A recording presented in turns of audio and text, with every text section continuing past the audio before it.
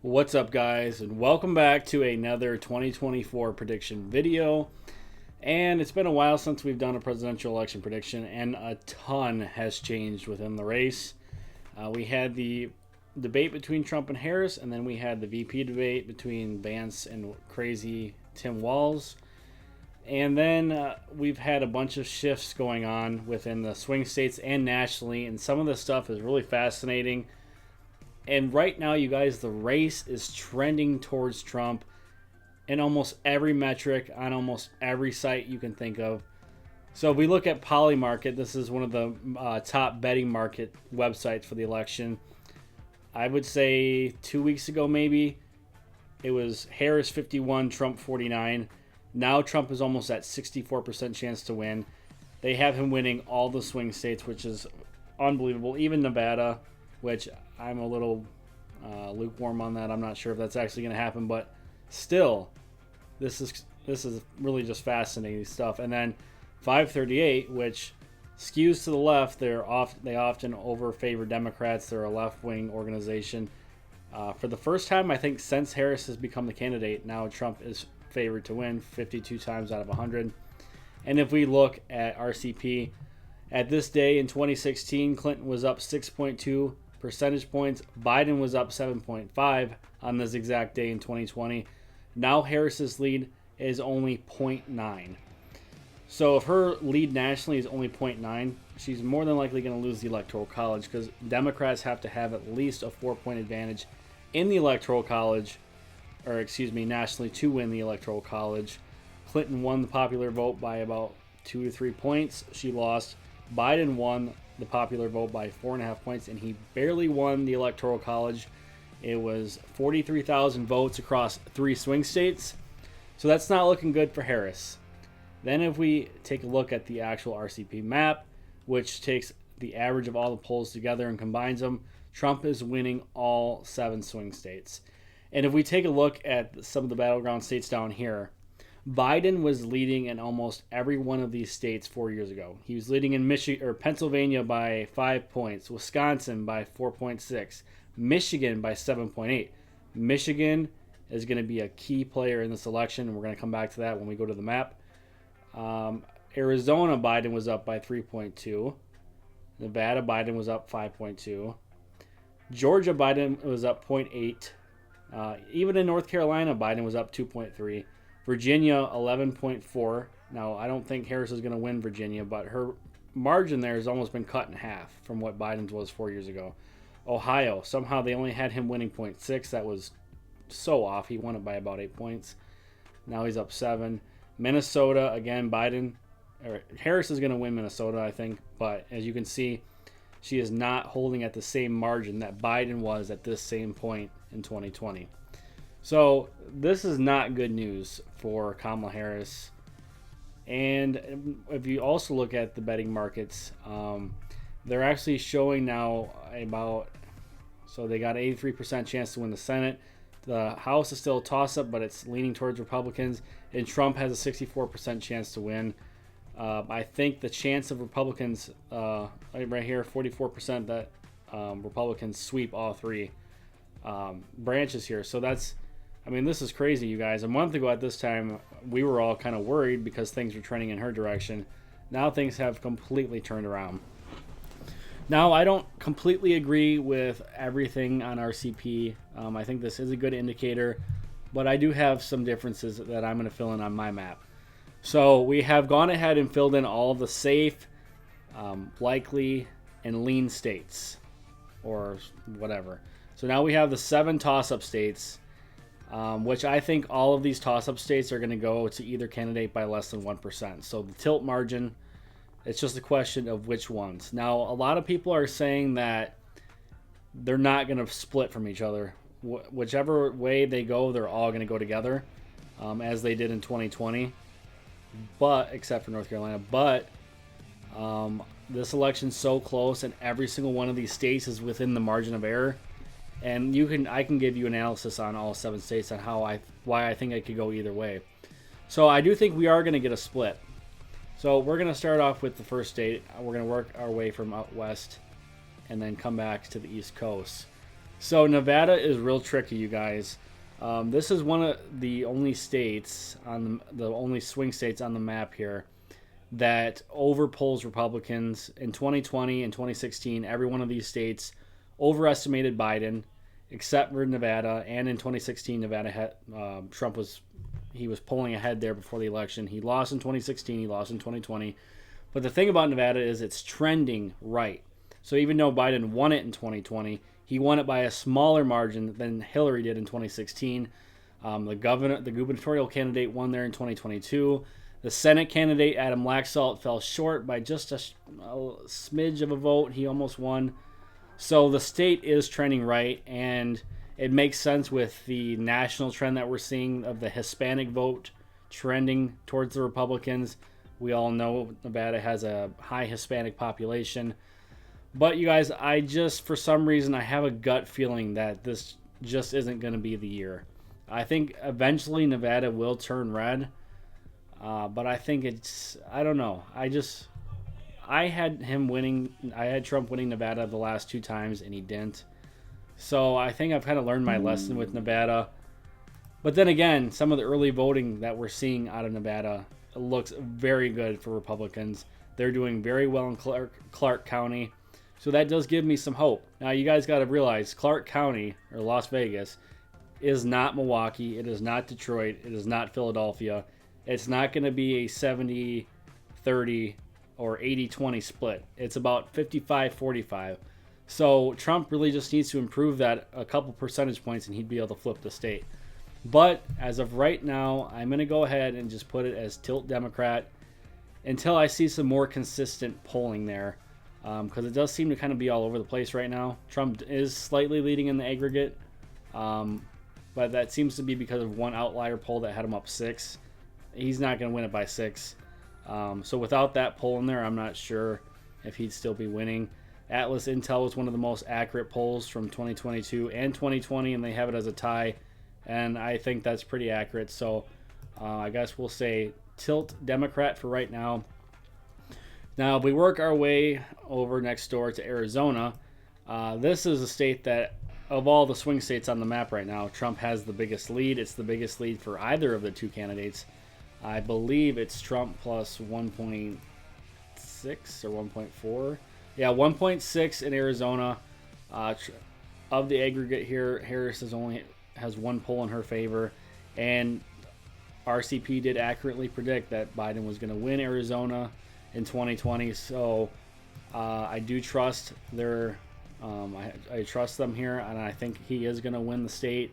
Like I said, with Nevada, the Hispanic population is trending right overall, especially Hispanic men.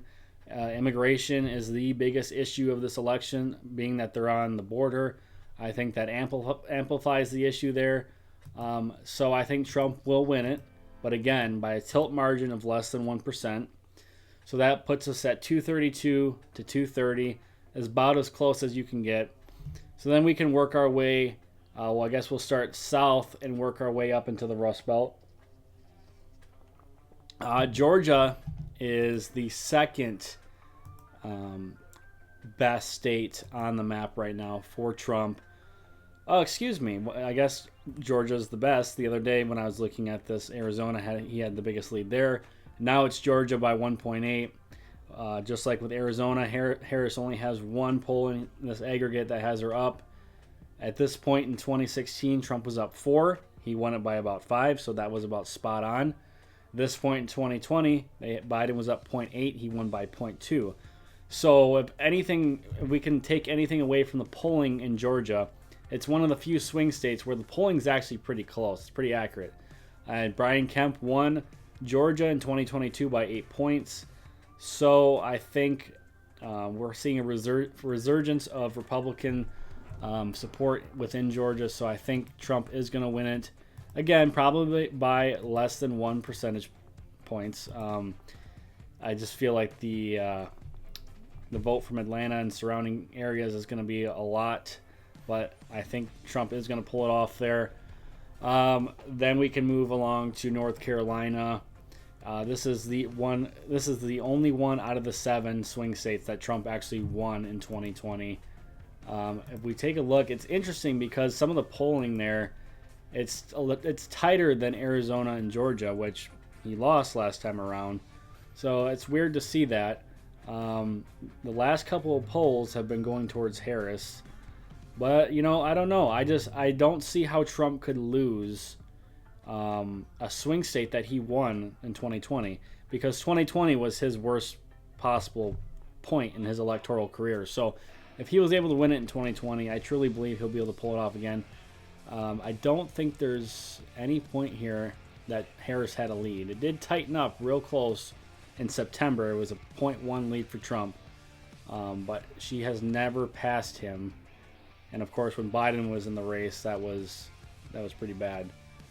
But she has not led once in the average of polls in North Carolina. And they had Biden winning. They had Clinton and Biden winning both around 2.5 percentage points, even close to 3 at this exact day in 2020 and in 2016. So again, another swing state that overestimate Democrat support. So if we go ahead and assume that they're overestimating Harris this time around, just like they did before, and Trump still is up 0.5, he's probably closer to 1 to 2 points. But it's just way too close to say that he's going to win it by over 1. So again, Trump will probably win North Carolina, but less than 1 percentage points, which leaves us to the Rust Belt. We've got my home state of Wisconsin, neighboring Michigan, and Pennsylvania. So each of these 3 states are very unique in this election cycle. So we'll start off with Wisconsin. This is my home state. It's essentially a red state with 2 blue dots, Madison and Milwaukee, which make it a 50-50 state. The northern part of the state, the Milwaukee suburbs, are deep red. And we just had a gubernatorial election where the governor was reelected by a very small percentage point. And Ron Johnson won, the Republican incumbent senator won. So it was a split ticket. Tammy Baldwin is up for re-election. The state of the 3 Rust Belt states, Wisconsin voted for Trump by the biggest margin of the 3. So usually it tends to be the most conservative. It was the 3rd closest state of all 50 states in 2020. Biden won it by about 0.6. And Wisconsin, of all the 7 swing states, has had the biggest polling misses. In 2020, at this same point, it was Biden plus 4.6, Clinton plus 6.5. But the average on election day, or right before election day 2020, Biden was up about 7 points. So that was about a 7-point miss. And right now he's leading by 0.2.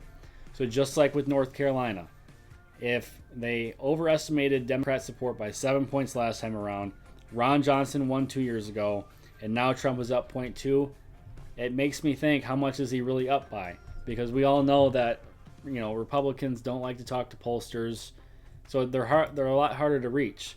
So again, that makes me think that Trump's going to win Wisconsin, and it's going to be very, very slim margin. It's going to be probably about 20, 30,000 votes, if I'm being honest. So now we move over to Michigan.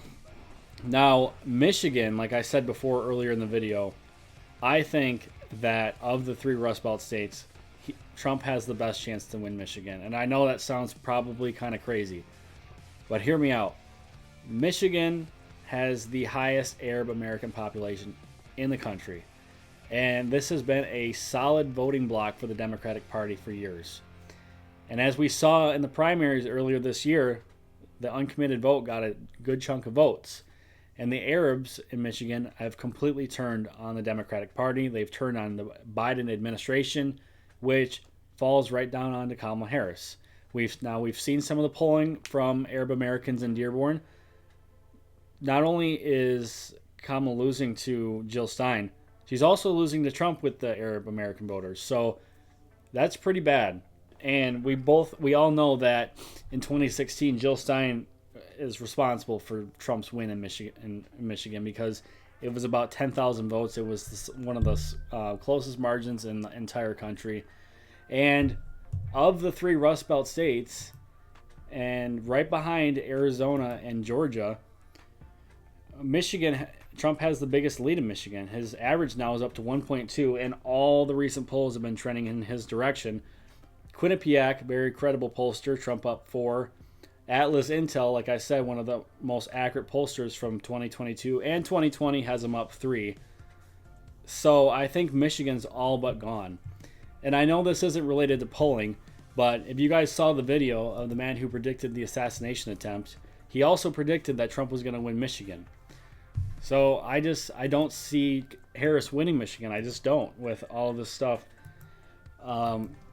And of course, the white non-college educated vote there is a really big percentage of the population there, which is Trump's best voting demographic. So now our last state, we have Pennsylvania. This is where they're putting the most money. Elon Musk is running the ground game there. They've got canvassing. Elon Musk is handing out $1 million checks. They're doing a lot of phone banking, just running the ads like crazy. So they are just putting everything on Pennsylvania. This, of course, is where Trump had his first assassination attempt in Butler. He recently went back there. The crowd was huge. And for a while, Trump has been leading there in the polls. I know they've been kind of all over the place, but look at all of this red. Especially lately, it's been trending towards him.